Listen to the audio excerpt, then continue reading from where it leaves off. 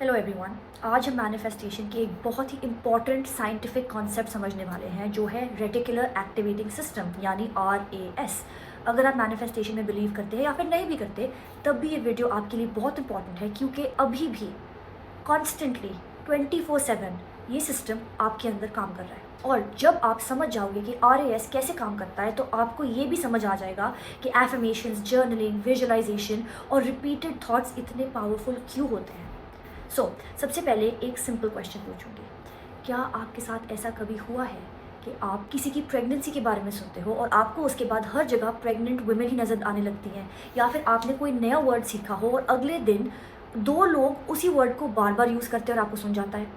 क्या वो चीज़ें अचानक दुनिया में बढ़ गई या बदल गई? नहीं, वो पहले भी उतनी ही प्रेजेंट थी, सिर्फ आपका दिमाग उन्हें नोटिस करना शुरू कर देता है। और इसी का नाम है रेटिकुलर एक्टिवेटिंग सिस्टम।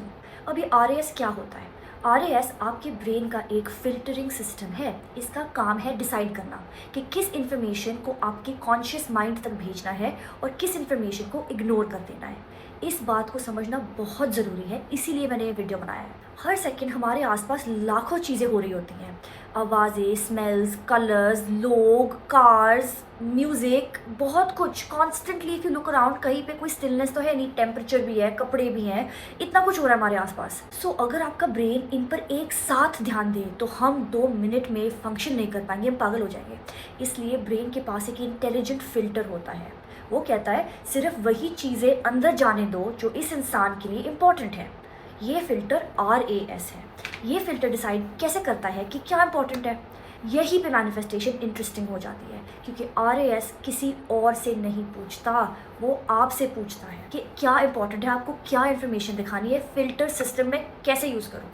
लेकिन वर्ड्स में नहीं पूछता आपसे, आपके रिपीटेड थॉट्स से पूछता है, आपके रिपीटेड इमोशन से पूछता है। आप किस बात पर बार बार फोकस करते हो, आप किस चीज़ की बार बार टेंशन लेते हो, आप किस चीज़ के बारे में बार बार सोचते हो, उससे वो हिसाब लगाता है और डिसाइड करता है कि अच्छा ये इस इंसान के लिए बहुत ज़रूरी चीज़ है, बिकॉज ये इतनी इस पर एनर्जी अपनी यूज़ कर रहे हैं। और फिर वो वैसी ही अपॉर्चुनिटीज़, लोग, इन्फॉर्मेशन, पैटर्न्स आपके पास लेके आता है और आपको नोटिस करवाता है। एक बहुत सिंपल एग्जांपल, मान लीजिए 2 लोग एक ही ऑफिस में काम करते हैं। ऑफिस सेम है, बॉस सेम है, कोलीग सेम है, सैलरी सेम है, अपॉर्चुनिटीज़ भी सेम है, लेकिन पहला आदमी रोज़ सोचता है मेरे साथ कभी कुछ अच्छा क्यों नहीं होता, मुझे कोई वैल्यू ही नहीं देता, मेरे पास अपॉर्चुनिटीज़ ही नहीं आती हैं। उसका RAS अब किस चीज़ को नोटिस करेगा? हर रिजेक्शन को नोटिस करेगा, हर प्रॉब्लम को नोटिस करेगा, हर इरिटेटिंग कोलीग को नोटिस करेगा, बॉस की टोन बदलने को नोटिस करेगा, हर डिले, हर क्रिटिसिज्म, सब चीज़ को नोटिस करेगा। उसको प्रूफ ही मिलता रहेगा कि वो सही था। अब दूसरा इंसान जो रोज़ कॉन्शियसली अपने आप से कहता है कि मैं ग्रेटफुल हूँ फॉर दिस जॉब, मैं सोल्यूशंस ढूंढ लेता हूँ, लोग मेरे हार्डवर्क को नोटिस करते हैं, अगर उसकी ये अप्रोच है तो उसका RAS क्या करेगा? वो कुछ चेंज नहीं करेगा। वो कोई नया क्लाइंट या कोई नई नेटवर्किंग अपॉर्चुनिटी या कोई नया स्किल कोर्स या कुछ नया नहीं लेके आएगा उसका RAS। ये सब पहले भी थे, उसके ऑर्गेनाइजेशन में ये सब चीज़ें पहले थी, लेकिन अब ब्रेन उन्हें हाईलाइट करना शुरू कर देगा। यही RAS का काम है। ध्यान रहे, RAS अपॉर्चुनिटीज़ क्रिएट नहीं करता, RAS उन अपॉर्चुनिटीज़ को विजिबल बना देता है जो पहले से ही एग्जिस्ट करती थी। ये बहुत इंपॉर्टेंट डिफरेंस है। इसीलिए मैनिफेस्टेशन का मतलब सिर्फ यूनिवर्स से मांगना नहीं होता। मैनिफेस्टेशन का मतलब होता है कि अपने ब्रेन को ट्रेन करना कि वो नई पॉसिबिलिटीज़ देख सके जो उसे पहले नहीं दिख रही थी, but they were very present. अब न्यूरोसाइंस के अकॉर्डिंग ब्रेन हमेशा एनर्जी बचाना चाहता है और हर चीज़ को कॉन्शियसली एनालाइज करना इम्पॉसिबल है। इसलिए ब्रेन शॉर्टकट्स बनाता है, पैटर्न्स बनाता है, बिलीव्स बनाता है और फिर उन्हीं बिलीव्स के हिसाब से दुनिया को देखना शुरू कर देता है। इसी वजह से 2 लोग एक ही सिचुएशन में कम्प्लीटली अलग तरीके से बिहेव करते हैं और उसी सिचुएशन को अलग तरीके से एक्सपीरियंस करते हैं। सिचुएशन सेम होती है, फिल्टर अलग होते हैं और फिल्टर का नाम है रेटिकुलर एक्टिवेटिंग सिस्टम। अब एक क्वेश्चन, एफर्मेशंस इस सब में कैसे फिट होती हैं, उनका क्या काम है?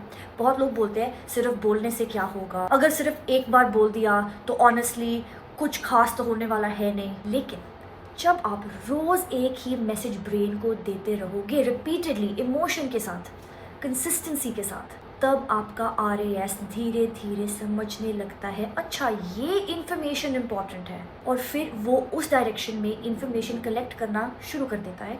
और इसीलिए रेपिटेशन इतनी इम्पॉर्टेंट है, रिपीट करना कंसिस्टेंटली एवरी डे, वही मैसेज वही ड्रीम रिपीट करना इज सो इम्पॉर्टेंट। सो अब जर्नलिंग का रोल आप समझिए।